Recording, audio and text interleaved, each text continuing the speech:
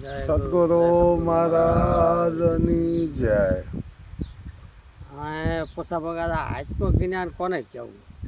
આત્મજ્ઞાન આ પહેલાં તો જો આત્મા એટલે આ તમે તમારી ઓળખાણ કરી લ્યો. જો આપણે આ ગુરુ શું લ્યા કરવા જોવા છે?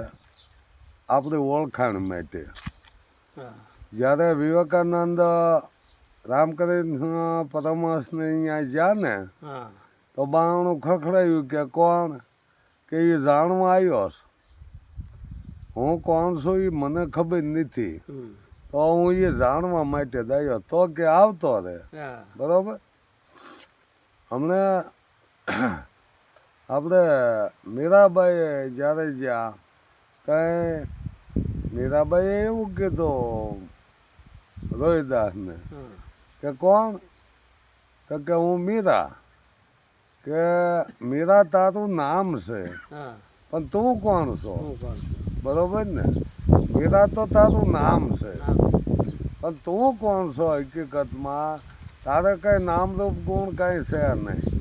તો તું કોણ છો એ પેલા કે, તો કે એ ખબર નથી. તેથી એને એ આ ઉપદેશ કરેલો કે ભાઈ જો આ નામ એ તું નથી, રૂપ એ તું નથી, ગુણ એ તું નથી, તો હકીકત તું છો ને વ્યાપક છો. તારું કોઈ રૂપ નથી. અત્યારે આપણે જો કે એક વાત કરે છે કે પોતે પોતાનું સ્વરૂપ જાણે, તો સ્વરૂપ એટલે તોય રૂપ તો આવ્યું કે ન આવ્યું? સ્વ એટલે પોતાનું રૂપ, તો પોતાનું કોઈ રૂપ નથી. બરોબર ને? અહીંયા પોતાનું રૂપ નથી. એટલે આને સ્વરૂપ બતાવ્યું હતું કૃષ્ણે, પોતાનું સ્વરૂપ બતાવ્યું. એમાં અર્જુનને નક્કી ન થયું, વિશ્વ સ્વરૂપ કે બતાવ્યું, એટલે એને કઈ નક્કી થયું નહીં. તો આ પોતાનું સ્વરૂપ કહેવાય નહીં, પણ બોલવા ખાતર કહેવું જોવે કે પિંડ બ્રહ્માંડથી પરસે ગુરુજી મારા, એનો દેખાડો તમને દે. પિંડ કહેતા શરીર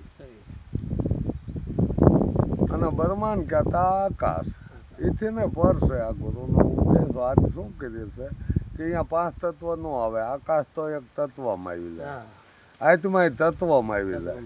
આત્મા તત્વ ચીનો નહીં, સાધના સર્વે જૂઠી. આત્મા તત્વમાં આવે, પણ જે આત્માથી ને પરમ કૃપાળુ જે પરમાત્માની આપણે વાત કરવી છે ને, એ આત્માથી ને પર છે. અને આની ઓળખાણ કરાય તો એ પરમાત્મા કંઈ થવા જેવું થોડુંક છે? એમાં ભળાઈ જાવ જોઈએ, બરોબર ને? આ નદીઓના પાણી જો કંઈક રોકાઈ ગયા હોત તો કંઈ દરિયાને પામે જ નહીં, પણ એને હાલવાનું ચાલુ જ રાખ્યું. દરિયો આવ્યો ત્યાં સુધી હાલે જ રાખ્યો, પછી દરિયા મળી જાય. કે દરિયો બનવા જેવું નહોતું, પણ એ દરિયા મળી જાય. એમ સત્યમ ભળાઈ જવાની વાત કરી છે, એને આત્મજ્ઞાન કહેવાય.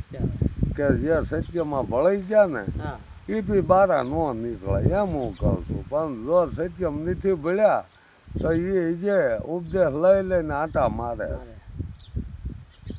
કે જે કંઈક ગોતવું છે, જે કંઈક એને ખામી છે, તો જ આટા મારે ને.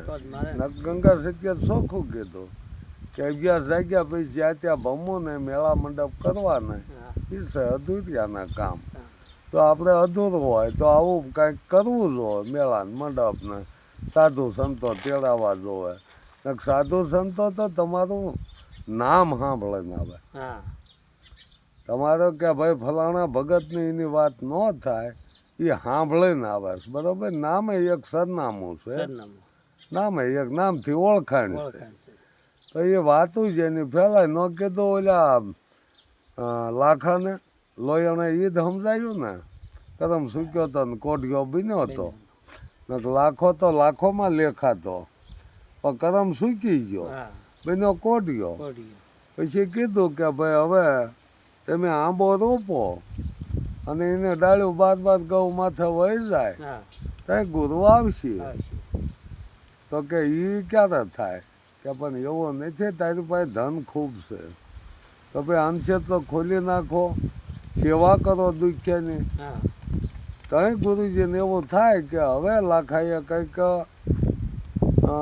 વળતા ભાવ દેખાય છે હા. તો ગુરુજી વળે આવે ને તો વળે એ તમને આ સાહેબી આપી દે તો તમે તાળું ખોલી શકો. હા. નહીં કીધું કે સાહેબી મારા ગુરુજીને હાથ હાય ગુરુ આવે તાળા ખોલે. ખોલે એટલે એમ તમે એવા કોઈ કાર્ય કરો હારા તો હારા કર્મનું ફળ સારું દોવાય. હા આપણે જેવા જેવા કર્મ કરીએ ને એવા ફળ મળે છે. મળે.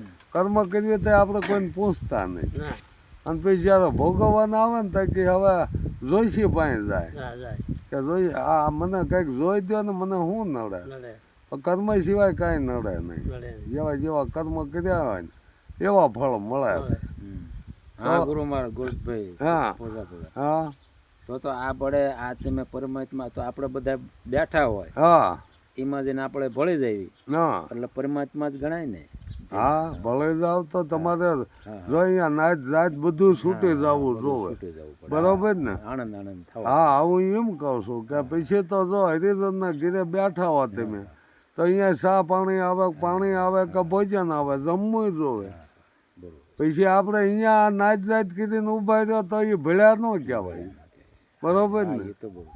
આપણે જ્યારે જલમ લેવી છે તો કોઈ નાચ જાત હા, એ તો- લઈ જ નથી એ આવતા. તો નાચ જાતનું તો કોઈ આપણે- કહેતું નથી કાંઈ દિલ્હી જેલમાં. હા પણ એ તો નાચ- બરોબર ને? હા, એ કોઈ નથી કહેતું કે અહીંયા દરબાર જેલમાં ચાલીમાં ક્યાંય કોળાઈ જેલમાં કણબી જેલમાં એવું જ કોઈ કહેતા નથી. હા એ તો તેમ વાત કરી વાત થાય છે બરોબર કે ને? આ રણસિંહ રાજાને જરાક ઓલી શંકા થઈ હતી હા એટલે તો એને માન્યું હતું કે આ હરિજનનું ખૂનનું પાણી છે હા એટલે બાએ ઉતારી મેં ગયું ઉતારી મૂક્યું. એટલે એને જરાક સંશય રહ્યો કે મેં જો આ હવે એ કોણની હું તમને વાત કરું. જો એ સામ્રાજ્ય બોલતા અને એ કુંડમાં કોઈ ગંગાજી આવ્યા ને એવું નહોતું. પણ આપણો દેહ રહ્યો ને એ સામરાનો કુંડ જ કહેવાય. અને આમાં જે આ જ્ઞાન પ્રગટ થાય છે ને એ જ્ઞાન ગંગાની વાત કરીએ છીએ. અને એનું શરણામત કઈ રીતે દેતા આ સત્સંગ રૂપી સત્સંગ રૂપિયા એ પીરસતા હતા. એટલે આને કીધું છે મારા સમજવામાં એવું આવે. તમારું બરોબર ને? આપણે આટલી વાતથી રાખવી. સદગુરુ મહારાજ ચાલો